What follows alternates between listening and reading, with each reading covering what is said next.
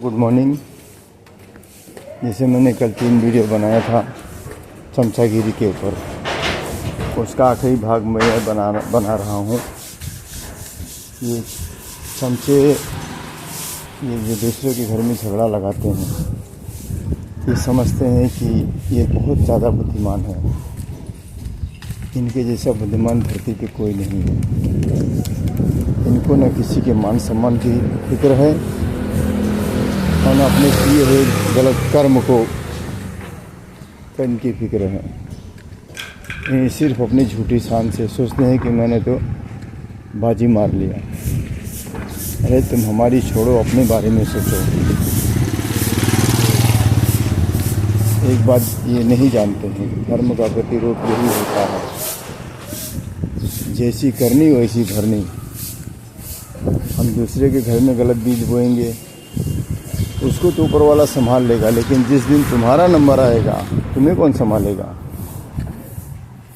क्योंकि जिस घर को बिगाड़ना चाहते हो उसके लिए तो ईश्वर खड़े हैं, बिगड़ने नहीं देंगे। लेकिन बेटा तुम्हारी जब बारी आएगी तुम्हें कौन संभालेगा? इतना इंसान भोगता है लेकिन उसकी आंख नहीं खुलती। हमारे सामने कुछ बातें, दूसरे के सामने कुछ बातें, बहुत बेशर्म होते हैं लोग।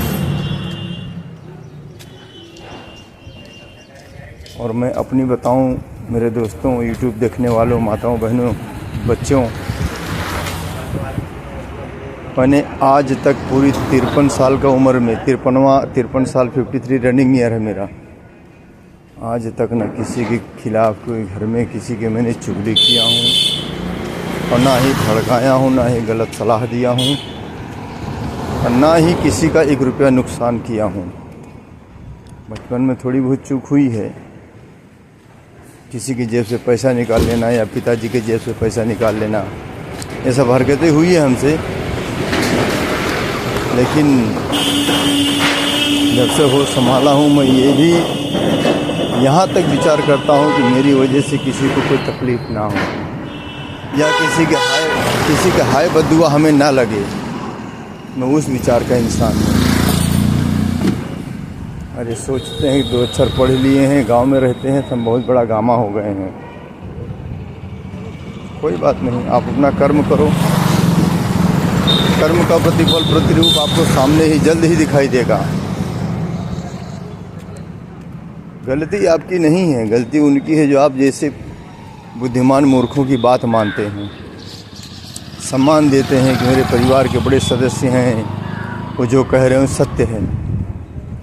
अरे वो इतने सीधे इंसान हैं, उनको क्या पता मेरे पीठ पीछे छुरा भोंका जा रहा है? पहले तो सामने बिठाकर इंसल्ट कराते हो और फिर बाद में मुँह चोपड़ी बतियाते हो कि ऐसा नहीं हो, ऐसा है। हम तो परछाई शक्ल देखकर उस आदमी का पूरा इतिहास बता देते हैं। कितने बड़े समझदार हो, कितने पढ़े लिखे हो, कितना विवेक है तुम्हारे पास। अरे यार, थोड़ा तो शर्म करो। बाढ़े पूत पिता के धर्मी, खेती उपजे अपने कर्म। ध्यान रखना, जैसे तुम कर्म करोगे उसी तरह तुम्हारा बेटा भी होगा। और जैसे माँ का आचरण रहता है वैसी बेटियां होती हैं। ध्यान रखना, धर्म किसी को नहीं छोड़ता है। जिसे हम योगिनी कहते हैं वो किसी को नहीं छोड़ते, चाहे वो इंसान हो, चाहे जानवर हो, चाहे देवी देवता हो। और सबसे बड़ी बात, घर का जो जड़ होता है उसके ऊपर निर्भर होता है कि हम कैसे होंगे। जन्म तो सबको मिलता है लेकिन कर्म का साथी कोई नहीं होता है। अभी हम बाजार में हैं, देखिए सब्जी मंडी का असर है, देख लीजिए।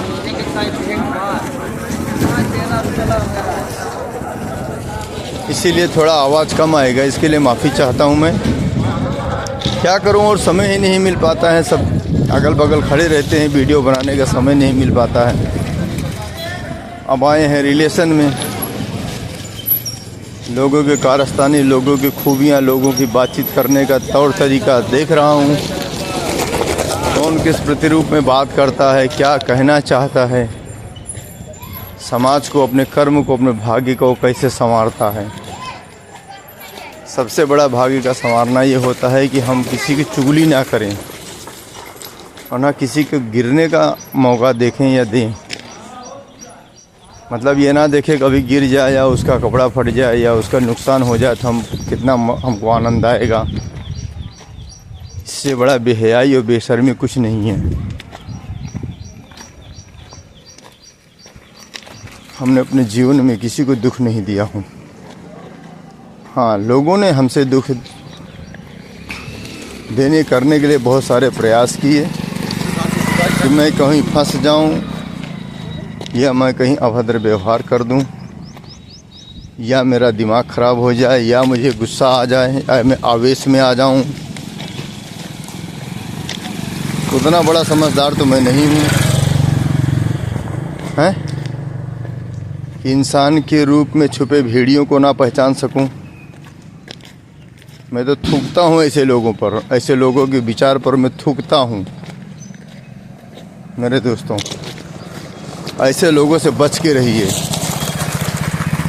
चाहे वो खुद का भाई ही क्यों ना हो, चाहे रिश्तेदार ही क्यों ना हो, चाहे यार मित्र हो, चाहे पटीदार हो, ऐसे बुद्धिमानों से बच के रहिए। अगर जीवन को सही सलामत और आराम से बिताना है, इन सब से दूर रहिए। अपना कर्म करते रहिए, फल की चिंता मत कीजिए। चलिए मेरे दोस्तों, मैं रखता हूँ इस विषय में। ये मेरा आखिरी वीडियो है। अब फिर हम मुंबई जाएंगे तो फिर प्रतिरूप देंगे। और दो शब्द कहना चाहूँगा। लोग सोचते हैं कि मैं किया करतब करा के किसी को कुछ खिला दूँ, उसकी बुद्धि भ्रष्ट कर दूँ या उसका काम रोक दूँ। होता है, इसका प्रतिरूप होता है। मैंने ये सब चीज़ महसूस किया हूँ। मेरा तो पूरा लाइफ ही लोगों ने ख़राब कर दिया खिला पिला के। लेकिन ऊपर वाला जाको राखे साइयाँ मार सके ना कोई, बाल न बाका कर सके जो जग बैरी होए। बहुत लोगों ने किया। मेरे परिवार के हर एक किसी सदस्य ने हमको नहीं छोड़ा है।